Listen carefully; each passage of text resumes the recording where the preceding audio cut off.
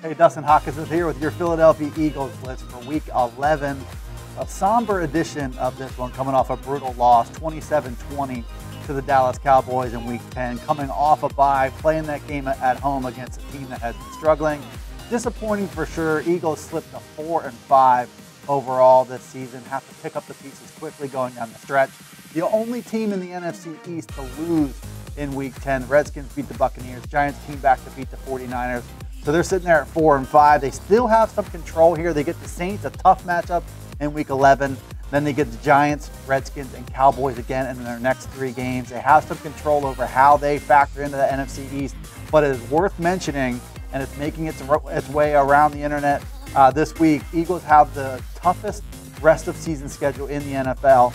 Their team's 41-23 by winning percentage, the most difficult schedule in the NFL. That includes the Saints this week, also includes the Rams coming up a little bit later.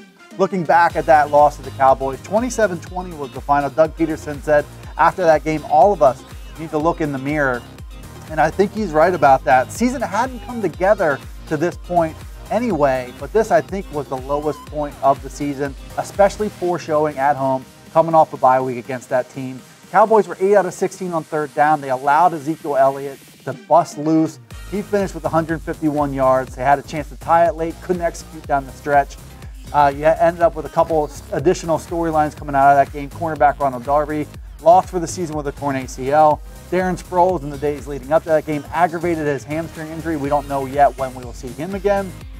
Doug Peterson hinted at maybe we'll see more of rookie undrafted free agent Josh Adams, who's performed well over the last 2 games. The Eagles need an offensive spark. They need a spark in that backfield, however they can get it. I suspect we'll see Adams maybe get into that double-digit touches zone against the Saints this week. Golden Tate, his first game as a Philadelphia Eagle, 2 catches, 4 targets, 19 yards. I also suspect we'll see more of him to maybe unlock some more potential from this offense. They're going to need it against a really good Saints team. As I mentioned, especially offensively, the Eagles need to pull it together in time to face the Saints on the road coming up this week. A brutal matchup at a bad time for this Eagles team. Saints are 8-1 overall. They've won 8 straight games. They can win games by any number of ways. They scored 51 points in beating the Bengals, 51-14, dominated that matchup last week. They scored 45 in a showdown against the LA Rams the week before, 96 points in the last 2 games. They lead the NFL in scoring. They're going to set a pace that the Eagles are going to be forced to try to play and catch up with them. They can run it with power and speed. They've got a weapon out of the backfield in Alvin Kamara. They can pretty much do it all, and they look like a Super Bowl favorite going into Week 11. They get the Eagles at home, which is important. Looking back, 51-14 over the Bengals. They went into that game looking for help at wide receiver. They signed Dez Bryant. 2 days later, he tears his Achilles. They're right back on the wide receiver market. Signed Brandon Marshall this past week, so you might see a little bit of him. Wide receiver depth is about the only chink in the armor you can find there, and I don't think it's critical considering all the weapons they've got involved. The fact they can run with power with Mark Ingram, run with some speed with Alvin Kamara. They can still do everything they want to do. Drew Brees, 22 out of 25 against the Bengals, having an unbelievable year, approaching age 40, 265 yards and 3 touchdowns in that game. Both Mark Ingram and Alvin Kamara topped 100 total yards from scrimmage. So you saw how that game went. The Eagles have to avoid that trap, not fall too far behind early. Because once the Saints were able to pin their ears back, it made life really difficult on the Bengals. We'll see what they can do. Eagles offense has to come to play if they want to keep pace with the Saints team. All right, matchups and storylines to watch. Eagles-Saints coming up in Week 11. Number 1, the Eagles' run defense against Alvin Kamara and Mark Ingram. The linebackers face a little bit of criticism coming off this loss to the Cowboys, letting Ezekiel Elliott do what he did against them. They're going to mix and match these guys. The Eagles linebackers have to really be a force in this game, try to slow down that Saints running game.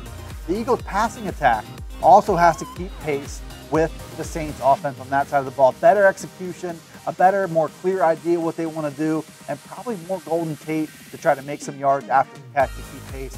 Jim Schwartz, the defensive coordinator for the Philadelphia Eagles, going against Sean Payton, one of the best play callers in the NFL. Schwartz has taken some criticism for how they've executed late in some of these games, looking back at the Tennessee game, looking back at the Cowboys game. He's going to have to match wits with one of the best in the NFL. Can he come to play and put his guys in position to win the game? We'll see what happens this Sunday. So what's going to happen week 11? Eagles go into this one. They started the week at 7-point underdogs. That has ballooned to 9 points. The over-under has also ballooned to 55. People expecting some points to be scored, more by the Saints than the Eagles. Daniel Gallen joins us now to give his matchup breakdown and a prediction for the game.